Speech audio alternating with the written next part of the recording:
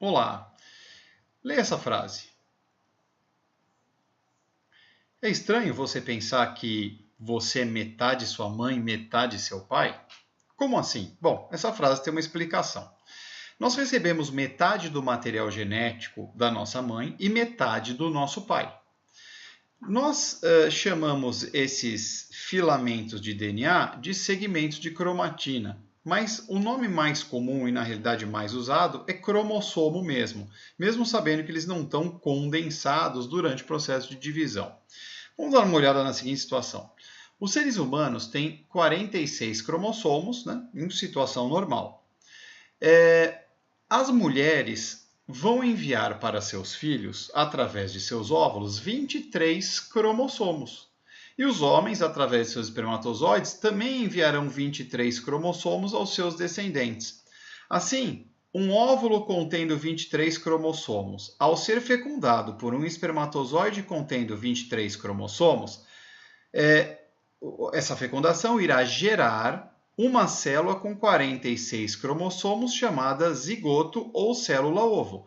É a primeira célula do indivíduo que dará origem a todas as outras células do corpo.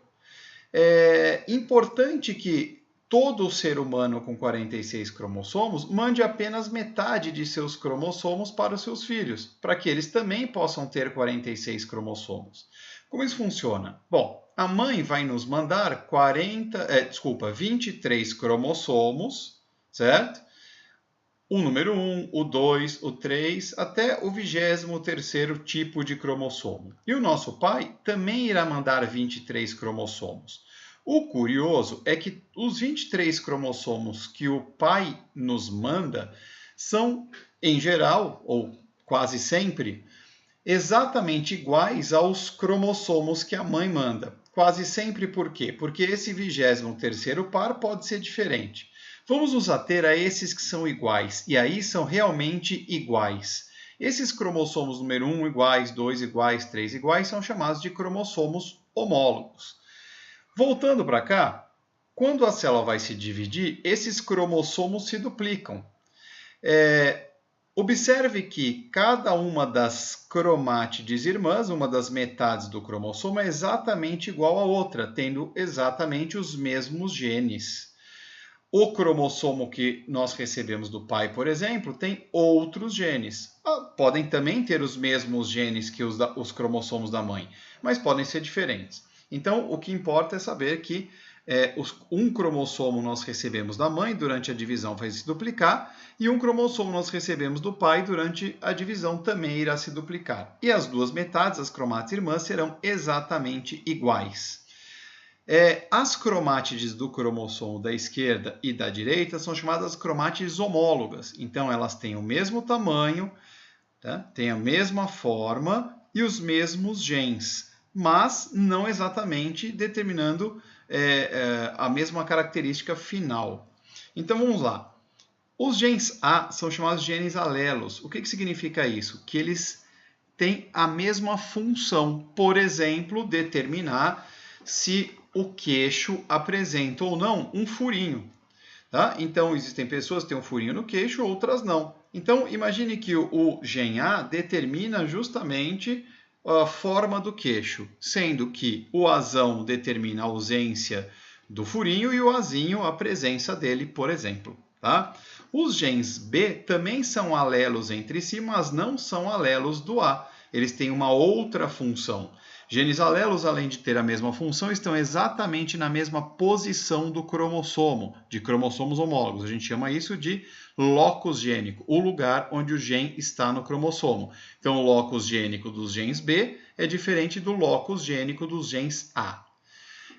Cromossomos homólogos são, portanto, cromossomos que têm o mesmo tamanho, a mesma forma que é determinada pela posição do centrômero, se ele está deslocado para cima, mais central, né? Então, tanto aquele que a gente recebe do pai quanto da mãe tem a mesma forma e tem os mesmos genes com as mesmas funções. Bom, uma coisa importante a saber a respeito dos cromossomos homólogos é que se nós ampliarmos cada um dessas cromátides aqui, o que nós veríamos? Nós veríamos uma dupla hélice de DNA. Não esqueçam disso, então. Então, cada uma dessas cromátides é formada por uma dupla hélice DNA e aqui também. Então, cada um é um DNA. Então, nós teríamos nessa imagem 4 fios de DNA, 2 de cada cromossomo. Tá? Uma coisa importante a saber é o seguinte, todas as células do nosso corpo vão se originar uma após a outra, né? Uma célula origina 2 novas e assim sucessivamente. Então, todas as células do nosso corpo têm os mesmos cromossomos. Além de todas as células do seu corpo terem cromossomos homólogos, ou seja, todos iguais, com o mesmo gene, tudo igual,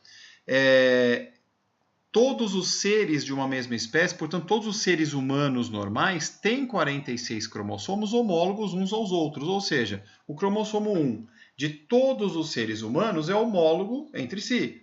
O gene A de todos os seres humanos é homólogo entre si, ou seja, o gene que determina o lóbulo da sua orelha, né, o local onde coloca o brinco, é aderido ou solto, está exatamente no mesmo cromossomo de todos os seres humanos. Tá ok?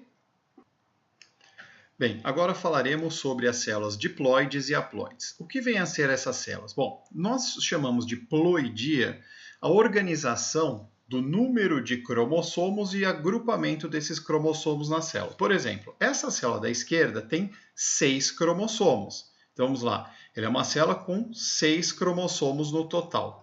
Só que se você observar, você perceberá que eles estão agrupados de 2 em 2. 2 vermelhos, 2 verdes, 2 amarelos. Então, nós dizemos que essa célula é 2N.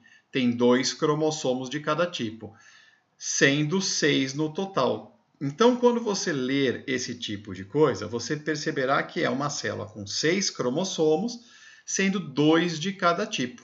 Tá? Essa célula é então chamada de célula diploide. Vem de 2, então ela tem 2 cromossomos de cada tipo. A célula da direita é uma célula haploide, com 1 cromossomo apenas de cada tipo. Se você observar, são ao todo aqui 3 cromossomos.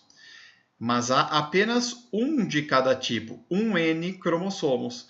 Então, é uma célula com 3 cromossomos, 1 de cada tipo. Tá? Essa célula é chamada de célula haploide por ter apenas 1 cromossomo de cada tipo.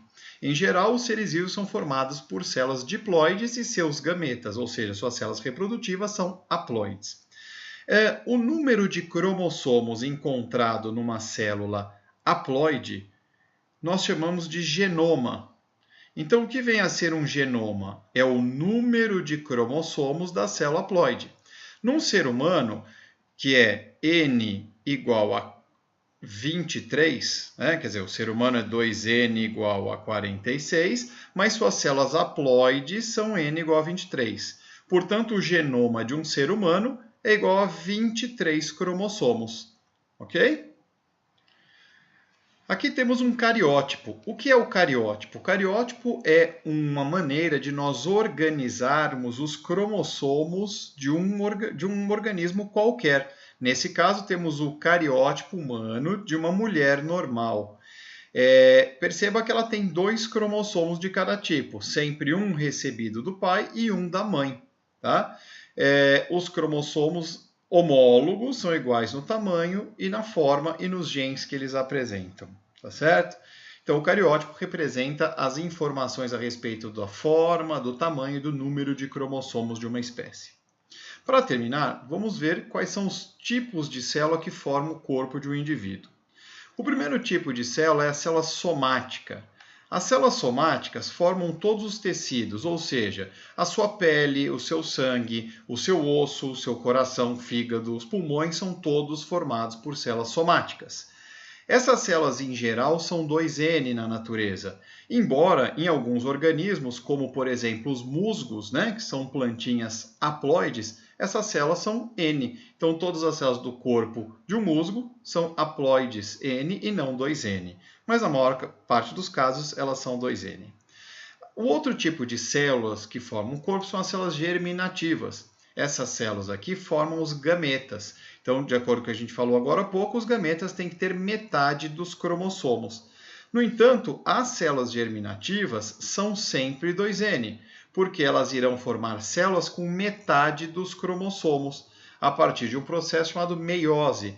Meiose é um processo que irá dividir ao meio o número de cromossomos da célula, mas veremos isso depois. Os gametas, o terceiro e último tipo de célula, são células sempre N por terem sido formados por meiose. As células do nosso corpo sempre se multiplicam, as células somáticas se multiplicam formando outras somáticas. As germinativas podem formar outras iguais a elas, mas também podem formar os gametas. E os gametas são células que não se multiplicam, são sempre utilizados ou eliminados do organismo. É isso, ficamos por aqui.